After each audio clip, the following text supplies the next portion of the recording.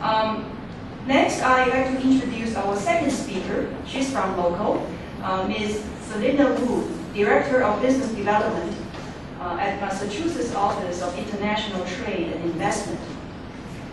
Ms. Wu is also chairing the biotechnology efforts for the Massachusetts International Trade and Investment Office. Since 2006, Xylina has worked with hundreds of companies from Europe and China to raise capital and find partners. She has brought in foreign direct investment to the Commonwealth of Massachusetts in millions of dollars. Xylina also participated in Governor Deval Patrick's trade mission to China in 2007. She is educated in both US and China. So let's welcome our second speaker, Ms. Xylina-Xiaoyun Wu.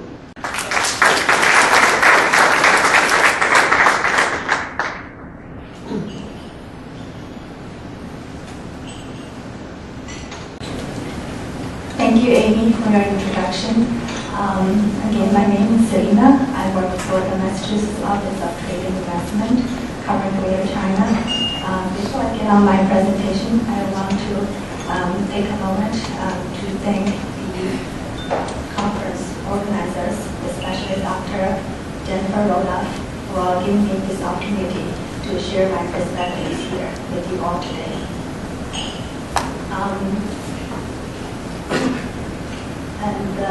This is the title of my presentation. I would like to discuss the following 4 topics with you. In the China overview, I will give some fast facts about China, and then I will provide you with some statistics which will echo Mr. Kenson's point of view. To analyze the current China economic status, and I will also provide a brief preview about China's development plan, especially in the area of science and technology. And then I will get on the China business environment by analyzing the social perspectives and the cultural perspective. I will also provide a list of business models operating in China by the non-Chinese companies. Finally, I will make the MOITI service available to you for companies who is expanding to China, who is expanding their business to China. And China is the largest companies, the 3rd largest companies in the world, and with a population 1.3 billion people, which accounts for 20% of the world population. The capital city is Beijing, and the official language is Mandarin. China is a big country. It has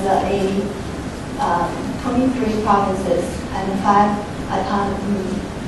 autonomous regions, 4 municipalities, which is Beijing, Shanghai, Chongqing, and Tianjin, directly under the central government leadership.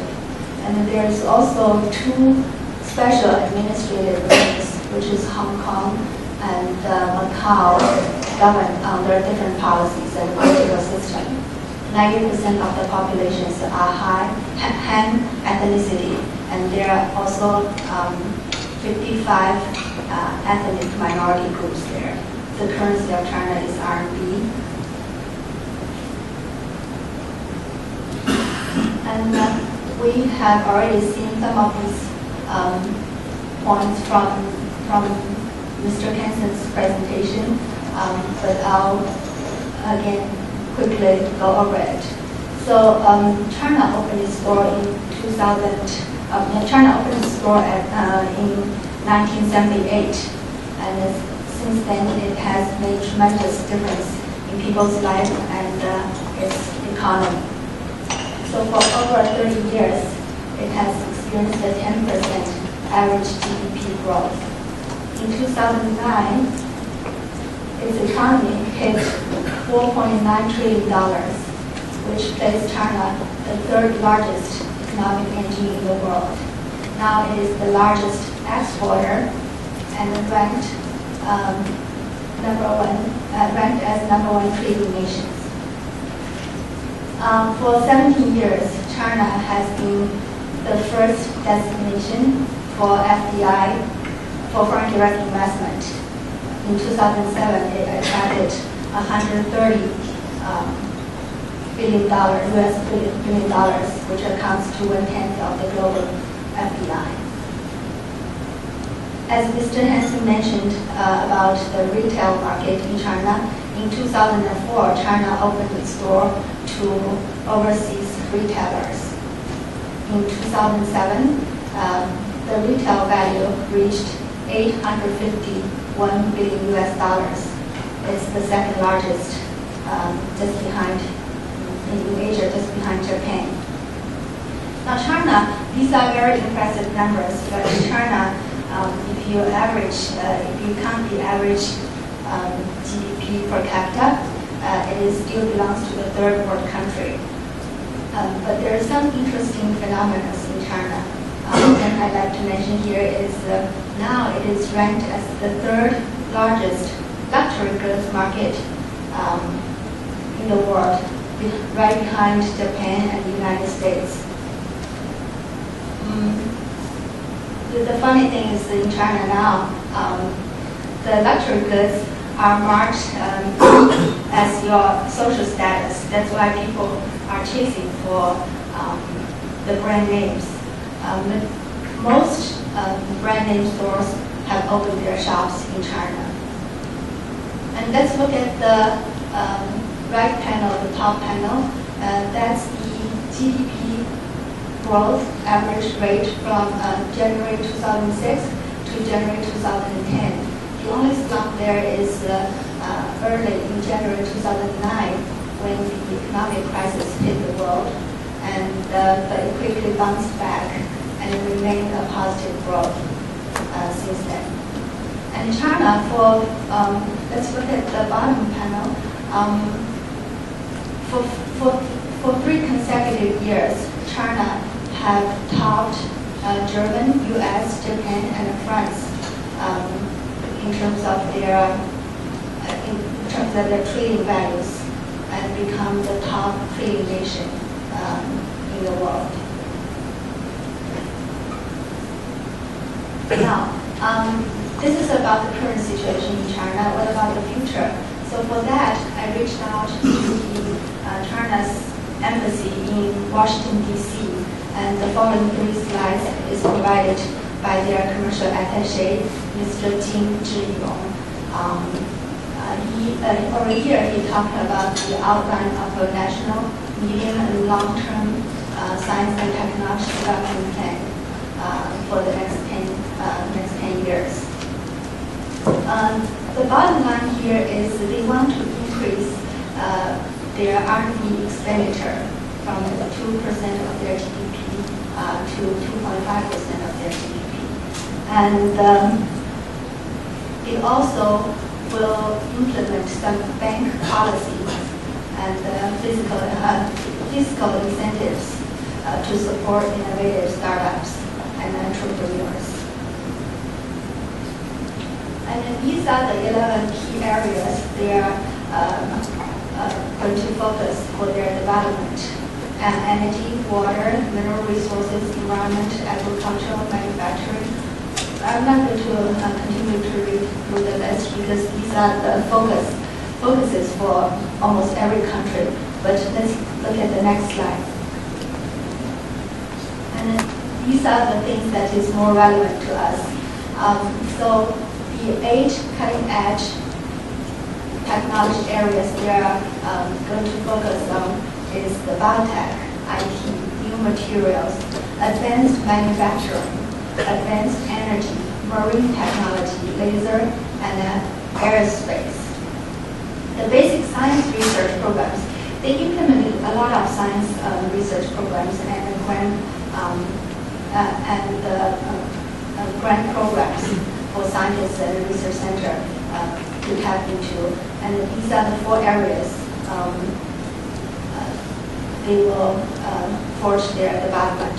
One is protein research, nanoscience, growth and reproduction, quantum modulation research. I believe that's physics, quantum physics related. Now, for the next 10 years, I think the top growth market is in the second tier cities. And for instance, Xylina, their current focus is heavy industry. They will look into development in biotech as well. Next slide, you will see that. And Dalian, Xi'an, and Chongqing, Zhuhai, and many of these cities you already seen in Mr. Kenson's presentation. And these are the 6 most prominent biotech, biomed regions. And in China, there are altogether 54 national certified industrial parks. If you talk to any groups from China, you'll see they wanted to forge their development in the life science sector. And so these are the areas that already developed, already have a focus in the life science sector. And medical device is a new industry sectors that quickly catching up.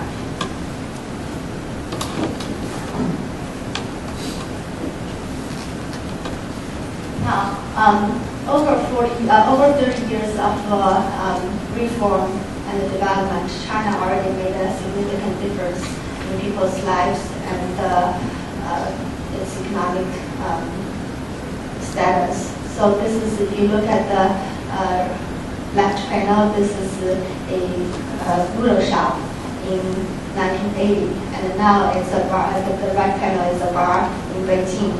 And if you want to go to a fancy bar, I suggest you go visit China. And the left panel is a street market in Beijing in 1978 when China just opened its door to the world. And the right panel is the World Expo currently going on in Shanghai. The structure with the red light is the China Hall.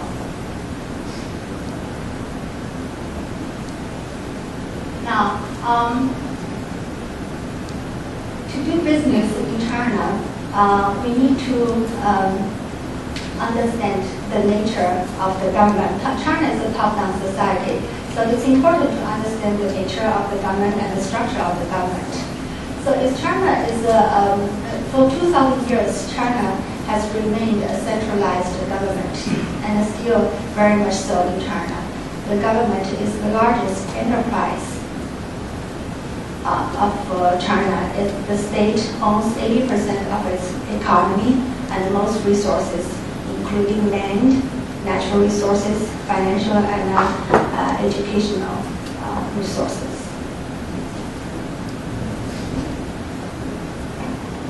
Is China a communist party or a capitalist party? This is a difficult question, but I would say politically it is still remain as a communist country. It's led by the Communist Party, but economic-wise, it is advocating for private property and is trying to push the economy through the market-driven strategy and the money talk in China. Now let's look at the China's government structure. There is a 4 set of leaderships in China. The top leadership is the party leadership, and then is the administration leadership. China also implemented some democratic features in its government structure, which is People's Congress and political consultancy Congress. But the most important is the party leadership and administrative leadership. There are 5 layers of Chinese government: central government, provincial government, city government, county government, township government. All these 5 layers, they all adopt the same system, same government system there. And this is a reality check of the central government structure. President Hu Jintao his highest ranked title is General Secretary of the China CPC, China Communist Party of central government. And then he leads this political bureau of Central Committee. So he is also served as the president of People's Republic of China. And then he has the vice president, Zhong Qinghong, reporting to him. And then next in the line is the Premier Wen Jiabao, who has the 4 vice premier reporting to him. And then the next line of government is the ministers. They have 22 different ministries, agencies. So if you look at this chart, we'll know the most important decision makers are the party secretaries. So when you are doing business in China, you do not have to engage in these political games, but you have to be sensitive about it. But the most important people you probably will deal with is the administrative people, but they are appointed by the party secretaries. So it's important you understand the political structure so that you know how to navigate the business in China.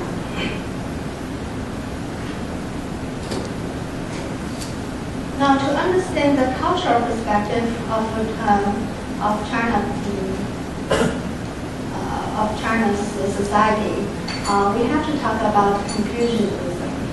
It is a philosophy that for thousands of years that emperors of a different dynasty used to rule the country. Among all the principles, the relationship serves the core value. According to Confucius, that if you want to achieve social harmony, everybody has to know their role in their society and place it well. And this is a quote at the bottom is from Confucius. There is government when the prince is prince, the minister is minister, the father is father, and the son is son. Therefore, you'll see very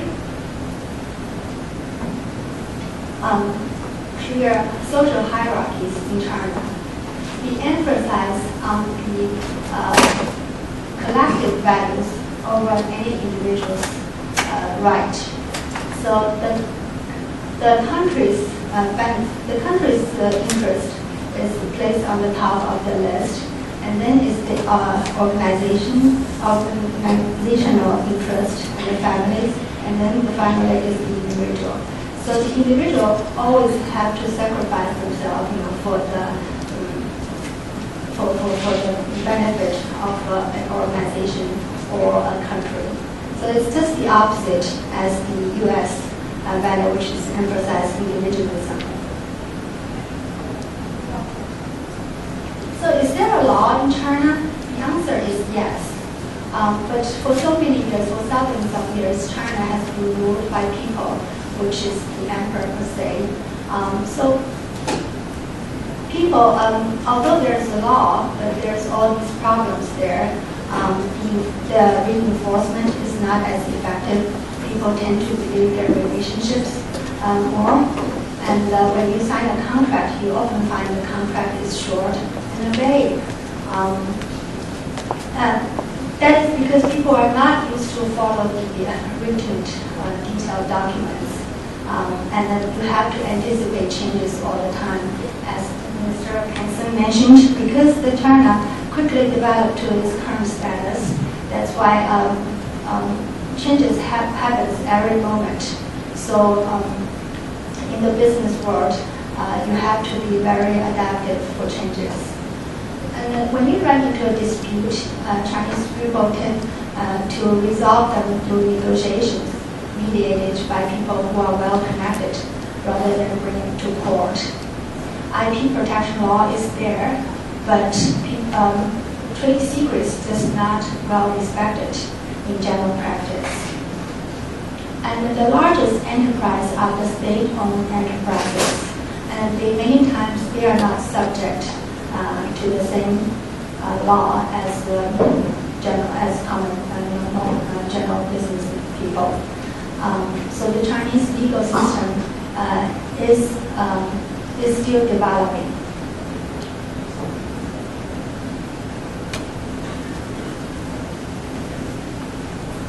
Because the Chinese people, they don't have a law to follow, and also they do not have a previous experience to learn from. So they tend to work through a trial and error process. They rally to get things done, and they do not work with they do not work with a detailed strategic plan. So all these, you can.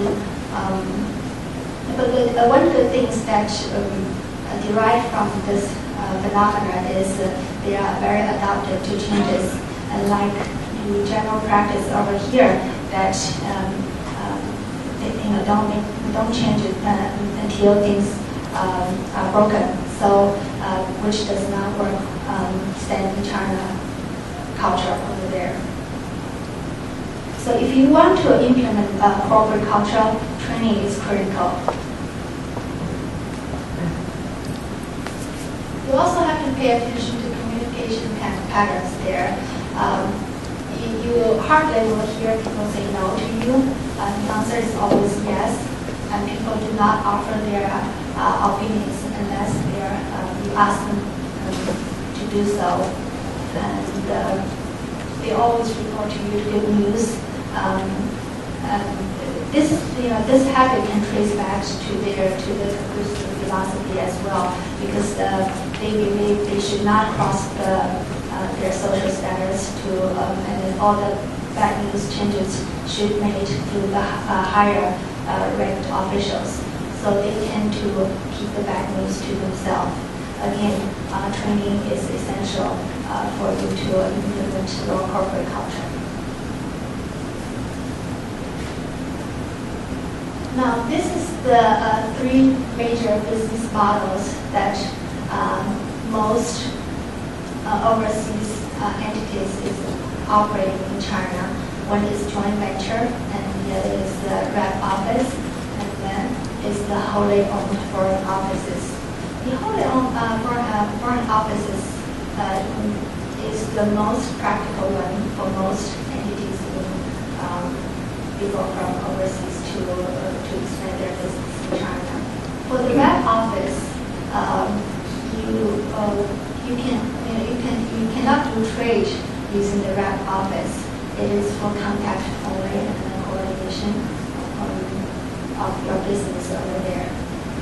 In 2004, they expanded the WPI office coverage to the commission agency, wholesales, retails, franchising, and that's a very good thing for overseas entities to do their business in China.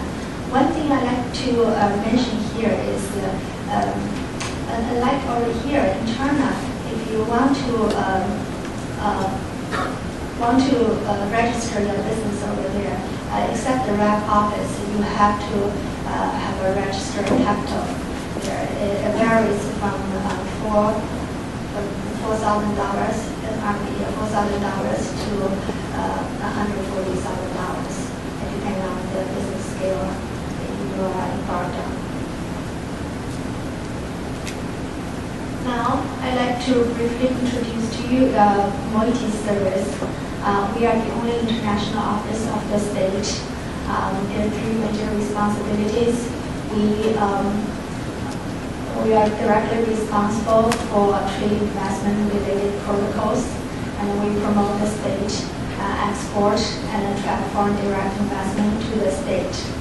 So over the years, we have established a communication platform in China Guangzhou is the sister state of Massachusetts, and we have a letter of intent with Zhangjiang High-Tech Park, which is one of the 2 top-ranked high-tech parks in China, in Shanghai.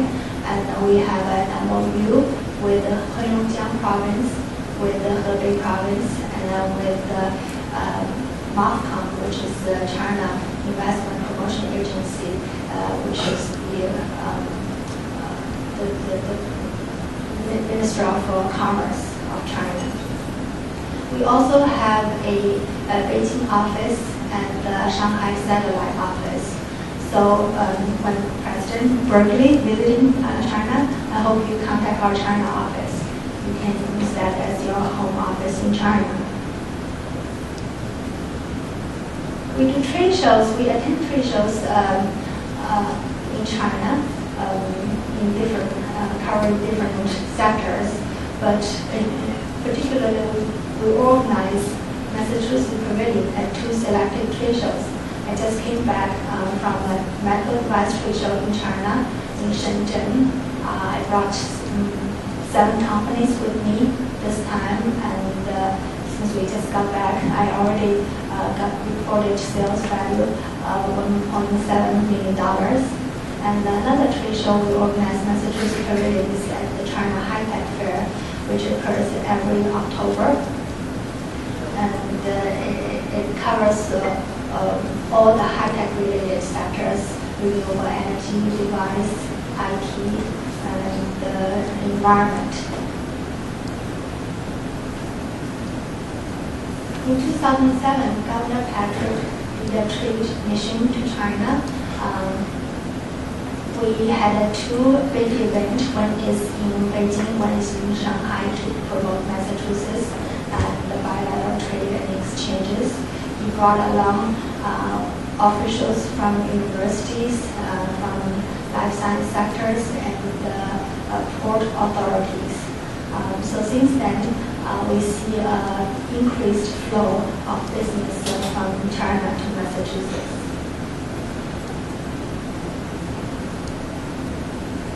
We help companies who wanted to set their footprints in Massachusetts, and by site selection and brief them with tax incentives, financing options, and workforce training funds. We work together very closely with the industrial councils, associations, and Chamber of Commerce to provide one-stop shop service for companies who wanted to do business in Massachusetts. And in the bottom line are the 4 foreign direct investment I worked on in the past 3 years. Last year, the Surnet Education is the 2nd largest education network company in China. They purchased, they spent $10 million, purchased the previous Verizon headquarters in Marlborough, and they are currently engaged in the online education business, and also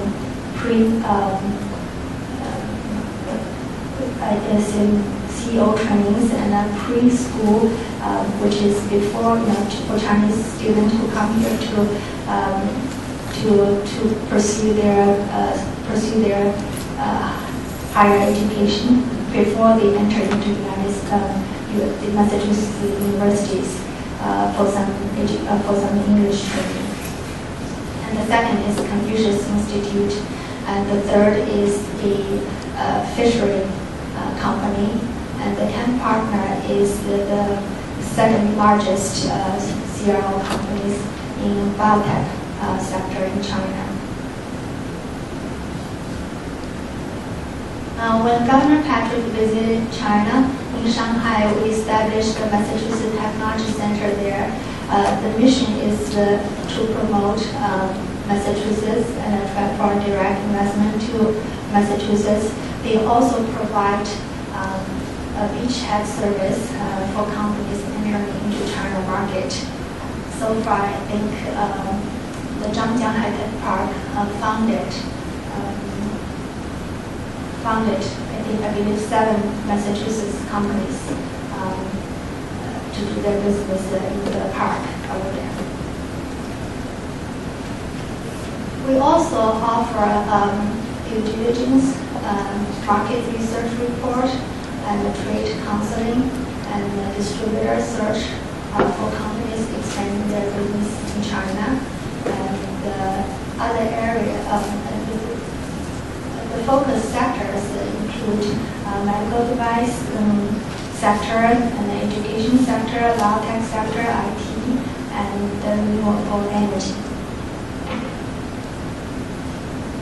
So the take-home message here is that anything times 1.3 billion is a big number. So if a company has a suitable product or service and with a good exit strategy, as long as you have a reasonable expectation, and I believe you will find your success in China.